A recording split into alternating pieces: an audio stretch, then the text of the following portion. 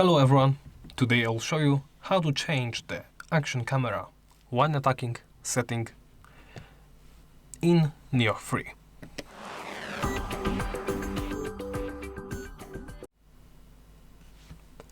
Right, this setting will enable the action camera upon attacking.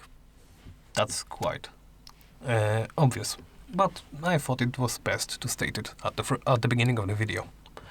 Of course, now let's get to the part where I explain where to find it and how to change it. Right, first open the system menu from the menu screen.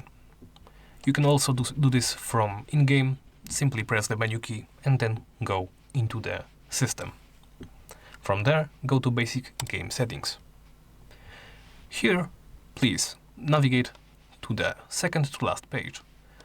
You can do this by pressing this button twice or this button 4 times. And after all that, you can change the action camera when attacking. This, as the tooltip suggests, the play action camera that follows your attack. So you can toggle it off or toggle it on. Then, once you made your choice, simply press the back button to confirm and press it once again to back out of the menu.